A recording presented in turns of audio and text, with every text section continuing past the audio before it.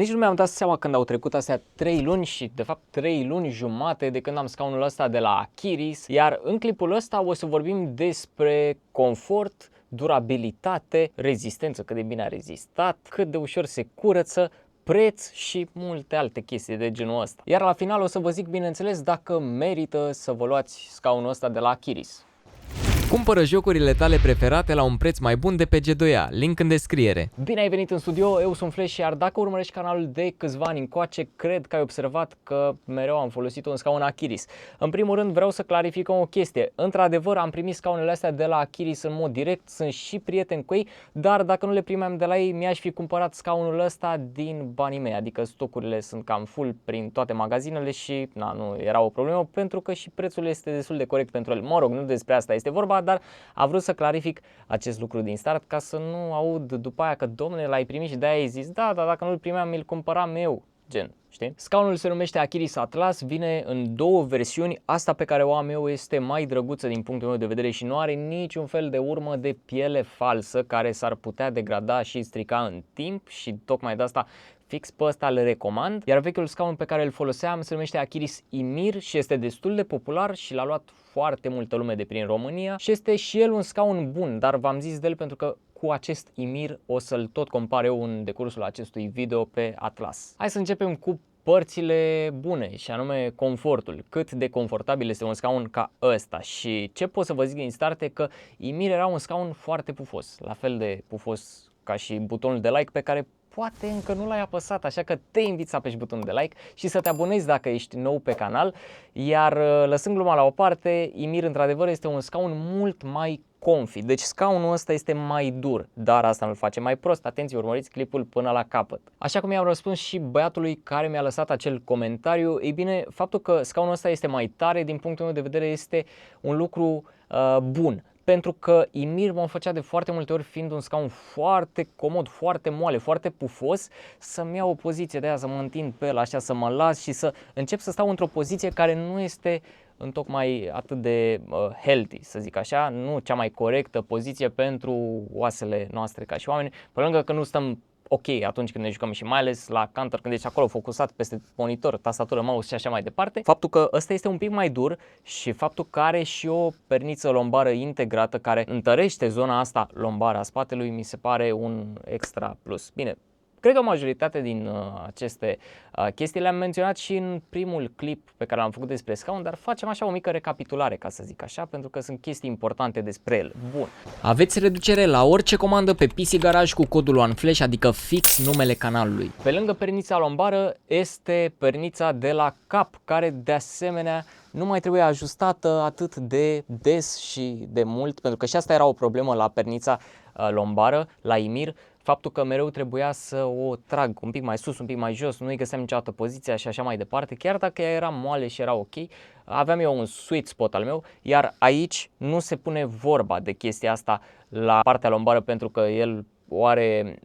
proeminența asta în locul potrivit, zic eu, cel puțin pentru mine, pentru înălțimea și greutatea mea. Eu am 1,75 m, iar pernița de sus este magnetică și poți să o așezi cum vrei tu și acolo rămâne. Asta, avantajul asta e frumusețea, nu e cu elastic din ăla ca pe vremuri. La capitolul design, din punctul meu de vedere, este un scaun foarte minimalist, într-adevăr un scaun cu design din ăsta de scaun de gaming, inspirat din scaunele sport auto, dar arată bine pentru că nu e încărcat în niciun fel și nu arată SF. Mie îmi plac astea mai simple, mai minimaliste. Iar din toată gama de la Achiris, ăsta mi se pare în momentul de față cel mai frumos scaun lansat de ei până acum. Când vine vorba de durabilitate, nu am nici cel mai mic dubiu despre Atlas, pentru că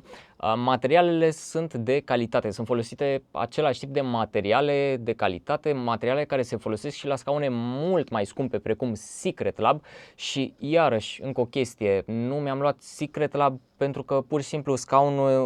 scaunele de la Achiris sunt suficient de premium și suficient de bune încât să nu fiu nevoit să scot practic peste prețul acestui scaun încă vreo 1000 de lei, dacă nu mă înșel, poate chiar mai bine din buzunar pe un Secret Lab care să vină și din afară și e mai complicat și așa mai departe. Ăsta, pe PC Garage îți vine a doua zi și presupun că este și pe Mag și Altex și multe alte magazine online. Dar da, revenind la materiale, materialele sunt aceleași materiale calitative. Bineînțeles și fabrica e cam aceeași, dacă nu mă înșel. Ce pot să vă spun și ce știu eu că e foarte important la un scaun ăsta de gaming e că nu simt niciun fier din structura lui care să mă apese prin orice parte a corpului prin spuma scaunului, lucru care este foarte important și având în vedere că la Ymir după 2 ani n-am simțit, el fiind mai moale,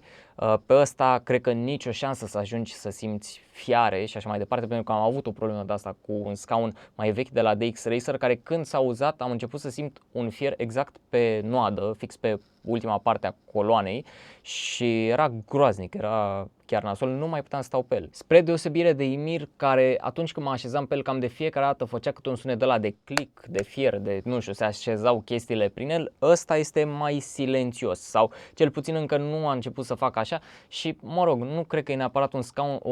un lucru deranjant ca un scaun să facă așa, pentru că până la urmă e un scaun și nu e un scaun fix cu 4 picioare din lemn care să zici că bă, dacă e bine închegat, ăla nu se mișcă nimic. Ăsta totuși se rotește, se lasă, se nu știu ce pe față, pe spate, are arcuri, are multe piese care se mișcă. Totodată când vine vorba de sunete, ce pot să vă zic e că atunci când pocnește, adică azi cred că s-a emoționat că știa că o să-l filmăm și când m-am așezat pe la făcut un poc, mamă, dar nu știam ce s-a întâmplat, dar da, e un scaun ok, ca și zgomot,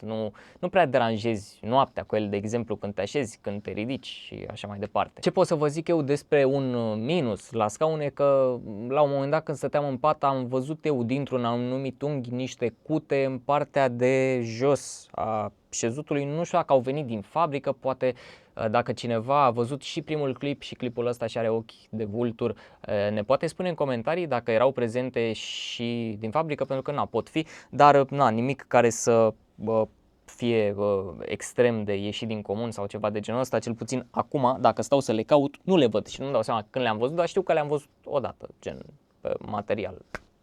Da. Și că mai devreme ziceam de sunete, singurele sunete pe care scaunul ăsta le scoate sunt de la material și de la șezut, fiind foarte ferm, probabil când se freacă materialul, când practic culisează peste spumă sau spuma peste chingile de dedesubt, pentru că nu pot să-mi dau seama exact când scoate sunetele astea, dar în anumite poziții, undeva mai spre mijlocul scaunului, adică nu exact acolo unde ar trebui să stai tu cu fundul, ci dacă te-ai lăsat un pic mai jos, dacă te chinui, îl faci să scârție, dar nu scârție nimic metalic sau ceva de genul ăsta, ci pur și simplu e materialul pe spumă și e ceva normal. Ca să rezolvi chestia asta la un viitor scaun, probabil că ar trebui să pună o folie, ceva de plastic între material și spumă sau să fie tratat cu ceva. Nu cred că e o idee bună, pentru că o să transpiri după aia nasol rău de tot. Sincer, nu cred că merită, da? Asta mi-a trecut mie prin cap, gen să pui ceva acolo ca să se miște mai mult, da? Detalii. Și când vine vorba de material și cât de bine rezistă la murdărie, ce pot să vă zic e că până acum, din fericire, nu am vărsat pe el nici cola sau am scăpat la un moment dat niște picături de cola, dar mă rog, ceva minor, iar scaunele sunt tratate cu o soluție ceva hidrofobă și nu pătrunde atât de repede în material lichidul, ci trebuie să-l lași mult ca să intre acolo, cel puțin asta țin minte de la Ymir, iar de vărsat gem și de mâncat clătite să-mi curgă pe aici, pe mine, cu ăsta, din fericire, nu am pățit-o, așa cum am pățit cu Ymir, dar având în vedere că Ymir era mai deschis la culoare, ăsta s-ar putea cu atât mai mult să reziste și mai bine la chestii scurse, gem. Ce pot să vă zic despre perniță e că plușul în care ea este învelită e adunător de scame și de praf, asta e normal pentru că e pluș, e material textil și încă o parte nasoală din punctul ăsta de vedere, ca și praf, este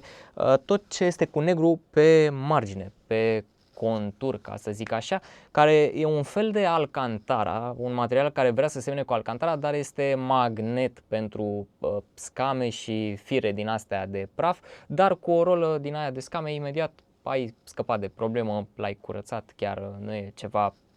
complicat de făcut, adică nu m-a deranjat cu nimic din punctul ăsta de vedere scaunul. Iar când vine vorba de preț, Ymir nu mai știu cât costă, dar ăsta am văzut că este încă la undeva 1800 de lei, parcă, sau 1750, sau e diferență de 50 de lei între cele două modele de Atlas, ăla cu piele sau carbon și ăsta pe care l-am eu. Dar, mă rog, ce vreau să zic e că nu a crescut prețul, deși inflația e la putere. Ați văzut cum e cu inflația pe la noi. Deci mă declar foarte mulțumit de prețul de la Achiris pentru toate scaunele din gama lor, având în vedere calitatea la care ele sunt realizate, proiectate și faptul că ele sunt foarte comparabile cu scaunele de la Secret Lab, ba chiar multe elemente sunt chiar 1 la 1 și prețul este mult mai mic. Deci, din punctul meu de vedere, ca și alegere pe piață în momentul ăsta, cam cele de la Achiris sunt top. Asta dacă nu vrei ceva mai mult, de exemplu un scaun din piele naturală, cum ar fi cele de la Noble Chairs, dacă nu mă înșel, dar alea, nu știu, se duc în 4.000 de lei și deja, nu știu, mi se pare un preț un pic exagerat pentru un scaun de genul ăla, adică 4.000 de lei aș da pe un scaun tip Herman Miller, ceva ergonomic, ceva de office, ceva ca lumea, bine aerisit, bine lucrat, bine bla bla bla, dar în niciun caz pe un scaun de gaming care doar e îmbrăcat în piele, plus că alea de la Noble Chairs, din câte știu eu, sunt practic pe un schelet mai vechi, ca să zic așa, și